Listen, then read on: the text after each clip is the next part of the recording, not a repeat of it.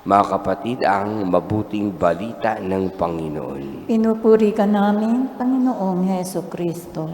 Magsiupo po tayong lahat. Si Juan Bautista ay nagbibinyag sa ilang at sinisigaw niya, pagsisihan niyo talikdan ang iyong mga kasalanan. Kaya kapag tayo nagpapabinyag, automatic anumang bahid ng kasalanan ay nabubura at nawawala sa atin. Bagamat tayo ay nagpapabinyag, sanggol pa lamang. Ang isang sanggol ay wala pang bahid o dungis ng kasalanan. Pero sinasabi sa binyag na tayo ay mayroong kasalanang minana sa unang mga magulang. At iyon ang binubura ng sakramento ng binyag.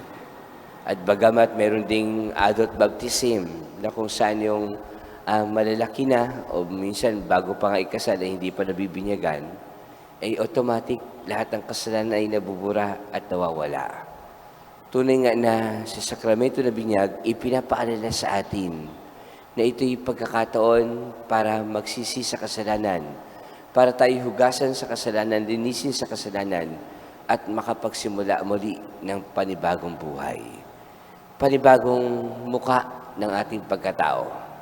Tayo naway maging bago sa harapan ng Diyos sa tuwing tayo'y humaharap sa Kanya, humihingi ng kapatawaran at nangangako na magbabagong buhay. Sa bagong taong ito, tunay nga na tayo rin ay naghahangad ng maraming bago. Bagong bahay, bagong sasakyan, bagong relo, bagong cellphone, bagong damit, bagong tayo. Pero papaano na yung luma sa ating pagkatao? Ito ba'y basta-basta nating isasantabi? Ito'y basta-basta ba nating kakalimutan? Ito'y basta-basta ba nating itatapon? Sapagkat ito'y luma na. Ito'y wala ng silbi. Ito'y hindi na gumagana. Ito'y wala ng pakinabang. Sapagkat ito'y luma na. Bagamat sa atin bilang mga Pilipino, mahilig tayong magtabi ng mga luma. Hindi na nga gumagana at lumana, pero hindi pa natin itapon. Kung minsan yung plastic na pinaglalagyan ng mga pinamili natin, may mga lola, nilalabahan pa yon, hindi pa maitapon-tapon, sasampay pa, baka may silbi pa. Kung minsan yung mga luma nating relo, hindi pa rin natin maisanla sapagkat mayroong memorable, mayroong value para sa atin yun. May mga bagay na hindi natin maitapon. May mga bagay na hindi natin maisantabi. May mga bagay na hindi natin maiwan-iwan sa buhay natin. Sapagkat kahit ito'y luma, kahit ito'y nakaraan na at nakalipas na, may bahagi nito sa ating sariling pagkatao, sa ating sariling buhay. Kaya tunay nga na sa ating pagharap sa bagong taon, kung minsan hindi naman lahat ay bago, meron pa rin nagiging silbi para sa atin sa pagharap natin sa panibagong bukas. Kapag yung electric pan nasira, ipapagawa mo.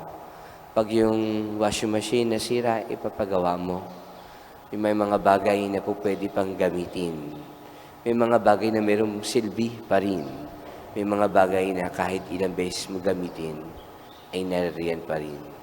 Kung minsan nga, sa bahay, pag uwi mo, gusto mo pa rin isuot yung luma mong damit, yung luma mong short, yung luma na sa bahay ninyo na kahit nabutas-butas na, kahit sira-sira na, kahit nangungutim na, eh gusto mo pa rin isinusuot sapagkat yun na yung nakasanayan at naging paborito mo. Sa buhay natin, ano ba yung mga luma na nating pagkatao? Pero sadya na nagiging mabunga pa rin tayo sapagkat ito'y mabuti, ito'y tapat, ito'y pagmamahal, at ito'y totoo. Sa Diyos na ating sinasampalatayanan, patuloy na ipaalala sa atin ang kalinisan, ang pagsisisi, at pagbabagong buhay. Sa kabila ng lahat na ito'y hindi lamang naging bago sa atin, sapagkat ito'y nagsimula pa noong una pa man na nasimulan natin na maging mabuti at maging banal. Amen.